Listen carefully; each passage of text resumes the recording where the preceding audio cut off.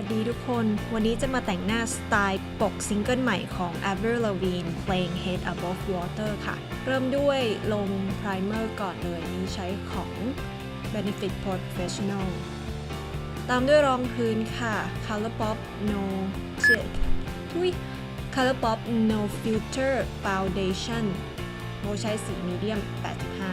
85 รูปหน้าปกที่ว่าคือรูปนี้นะคะ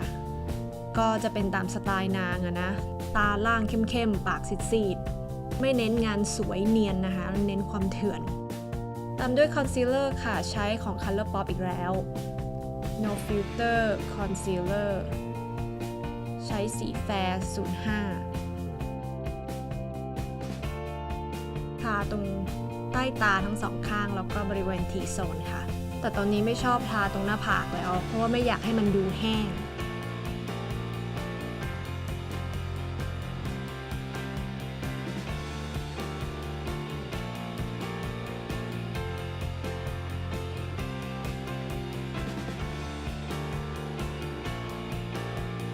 ต่อไปเซตคอนซีลเลอร์ด้วยแป้งค่ะตัวนี้ใช้ Maybelline Fit Me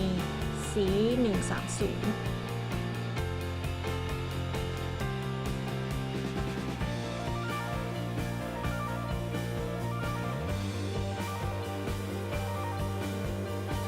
ต่อไปเขียนคิ้วโบใช้ Anastasia Beverly Hills Deep Brown สี Dark Brown ค่ะในรูปคิ้ว Avril เป็นแบบบลอนด์มากคือเราจะเขียนคิ้วแบบนั้นไม่ได้นะคะเพราะเราผมสีดำเพราะฉะนั้นก็ตามมีตามเกิดค่ะคิ้วข้างนี้เป็นรอยแผลเป็นจากการเจาะคิ้วนะคะในสมัยวัยรุ่นน้องๆคนไหนจะไปเจาะคิ้วนี้อยากให้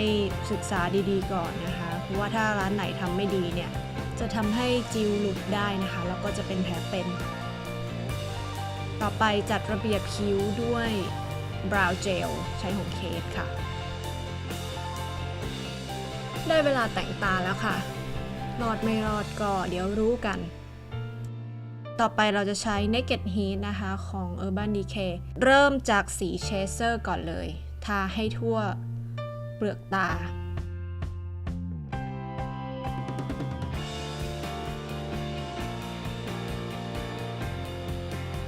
ตามด้วยสีซอสใช้แปรงที่หัวแหลมแบบนี้นะคะทาแค่ตรงหางตาทั้งด้านบนและด้านล่างค่ะนี้เราจะไม่เน้นตาด้านบนจะเน้นแค่ด้านล่าง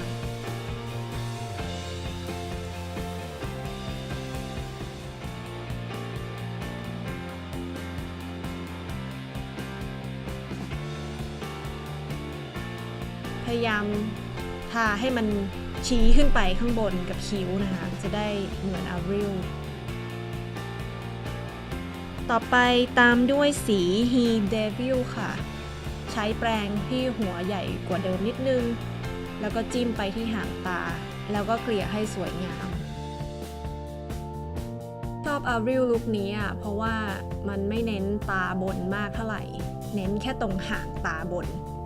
ทำให้คนตาสองชั้นหลบในอย่างเราเนี่ยใช้ชีวิตง่ายขึ้นนะคะในสังคม ปกติทาตาบนปุ๊บลืมตาปั๊บหายหมดไอ้เหี้ยต่อไปใช้แปรงเปล่าเพื่อเก็บรายละเอียดค่ะ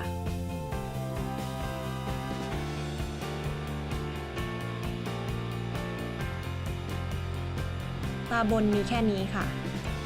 ต่อไปใช้สี He Devil เหมือนเดิมค่ะทาให้ชิดขอบตา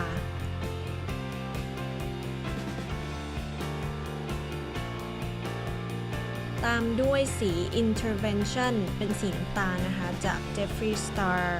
Blood Sugar Palette นี่ใช้แปรงใหญ่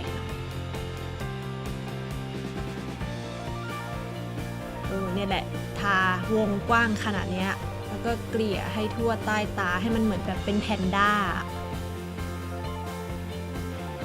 ทริคก็คือให้ยิ้มนิดนึงเพื่อให้ถุงใต้ตามันนูนขึ้นมานะคะจะได้รู้ว่าจะต้องจบตรงไหน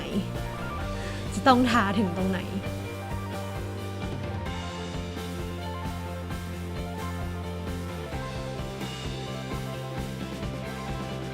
บอกแล้วลุคนี้เราจะเน้นใต้ตาจ้ะเยอะไปก็ปัดออกนิดนึง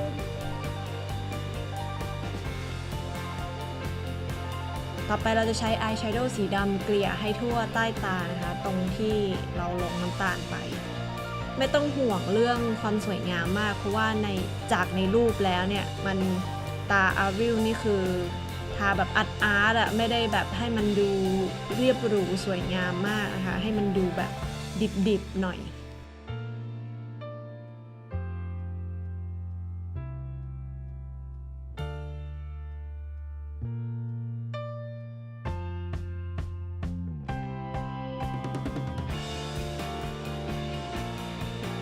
ต่อไปตามด้วย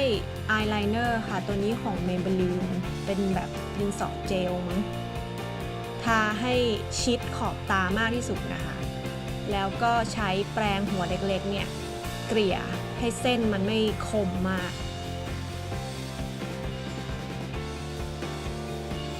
แล้วก็ทาขอบตาด้านบน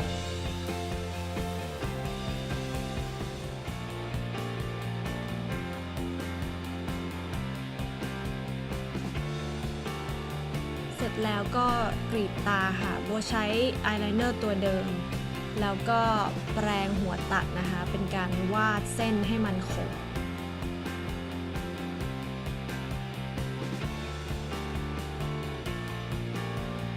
เพื่อความวิ้งวับนิดนึงเราจะใช้สีลัมเบอร์ทาตรงบริเวณหัวตาค่ะเสร็จแล้วกลับไปที่สีซอสนะคะแล้วเราก็มาคอนทัวร์ดั้งกัน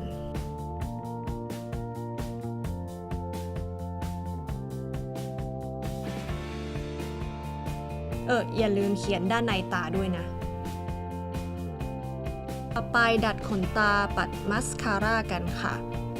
ตัวนี้ใช้ Benefit Roller Lash ในรูปดูเหมือนอาริลไม่ได้ติดขนตาปลอมนะคะแต่ว่าเขาเป็นฝรั่งไงเขาทำได้แต่เพื่อไม่ให้หน้าเหมือนเต้าหู้นะคะเราก็จะติดขนตาปลอมนิดนึงเอาที่มันดูเป็นธรรมชาตินิดนึงนะคะตัวนี้ของ NYX Wicked Lashes ค่ะ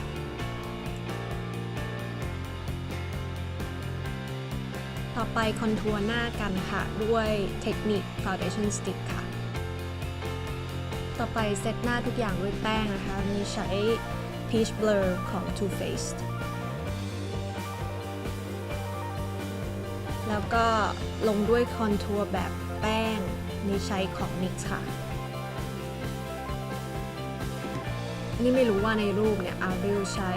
ไฮไลท์หรือเปล่านะคะแต่เราจะใช้ค่ะตัวนี้ใช้ของ ColourPop จ้ะสำหรับลิปสติกในรูปนะคะอาริลจะเป็นแบบตาดำแต่ปากซีด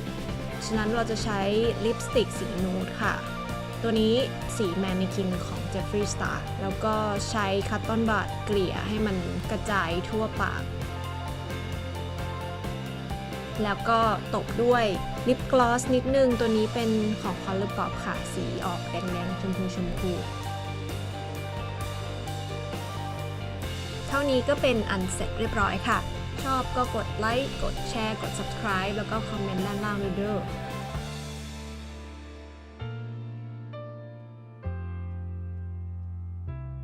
ไปละบ๊ายบายขอบคุณค่ะ